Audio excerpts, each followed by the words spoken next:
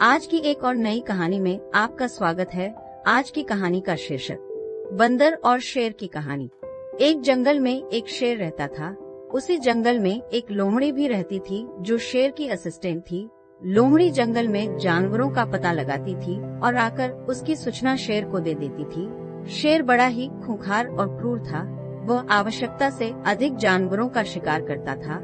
शेर शिकार किए गए जानवरों में से कुछ को खा लेता था और पेट भरने पर बाकी जानवरों को वैसे ही छोड़ देता। इस प्रकार आवश्यकता से अधिक जानवरों का शिकार होने से जंगल के सारे जानवर खत्म हो गए। अब शेर और लोमड़ी के भूखे मरने की नौबत आ गई। शेर ने लोमड़ी से कहा कि वह जाकर जंगल के आसपास दूसरे जानवरों का पता लगाए, जिससे शेर का और लोमड़ी का दोनों का पेट भर सके। उसी जंगल से कुछ दूरी पर एक बहुत बड़ी नदी बहती थी और नदी के बीच में एक बहुत बड़ा सा टापू था। उस टापू पर सारे शाकाहारी जानवर जैसे हिरण, खरगोश, बंदर, बकरी, भीड़ आदि सदियों से रहते थे। नदी से घिरा होने के कारण टापू पर कोई दूसरा बाहरी जानवर नहीं आ पाता।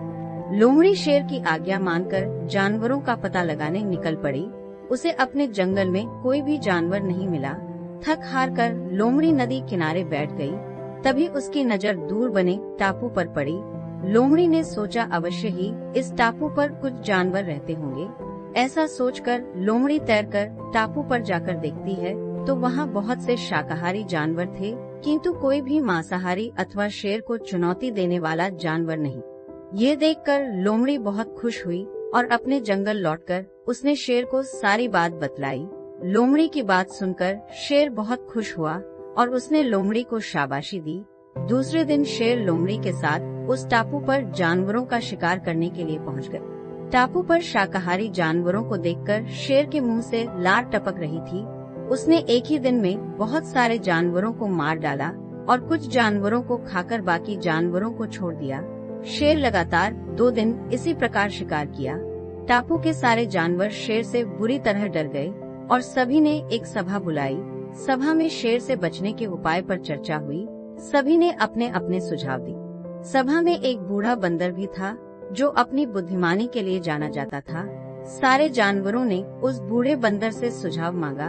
बूढ़े बंदर ने कहा, इस प्रकार अगर हम डरकर भागते रहे तो हम में से कोई भी नहीं बचेगा। हमें सूझबूझ के साथ इस शेर का सामना करना पड़ेगा। जंगल के दूसरे जानवरों ने बंदर से पूछा कि उनके पास शेर के समान ना तो बड़े दांत हैं और न ही तेज नाखून, वह शेर का सामना कैसे कर पाएंगे। बूढ़े बंदर ने कहा, हमें आमने सामने की लड़ाई नहीं लड़ना है, बल्कि युक्तिपूर्ण तरीके से शेर को खत्म करना हो। जानवरों ने बंदर से आगे की योजना जाननी बनाने के लिए बंदर से कहा।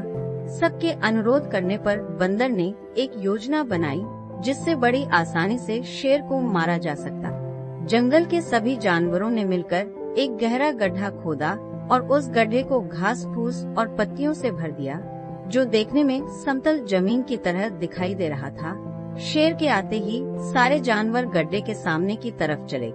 शेर ने जैसे ही जानवरों को देखा, उसकी भूख जाग गई और वह जानवरों का शिकार करने के लिए उनकी तरफ भागा। जैसे ही शेर गड्ढे के ऊपर से निकला, घास फूस और पत्तियों के दब जाने से शेर गहरे गड्ढे में गिर गया। शेर ने और गड्ढे से निकलने का बहुत प्रयत्न किया, किंतु गड्ढा अधिक गहरा होने से लाख कोशिश करने के बाद भी वह गड्ढे से नहीं निकल सका। शेर के साथ साथ उसके पीछे भागते हुए लोमड़ी भी गड्ढे में गिर गई। भूख और प्यास से शेर और लोमड़ी दोनों की गड्ढे में ही मौत हो। इस प्रकार बंदर और जानवरों की चालाकी से उन्हें शेर से मुक्ति मिली और सभी जानवर पहले की तरह हंसी खुशी से रहने लगे। शिक्षा। शेर और बंदर की कहानी से हमें शिक्षा मिलती है कि बुद्धिमानी से बड़ी मुसीबत का सामना आसानी से किया जा सकता।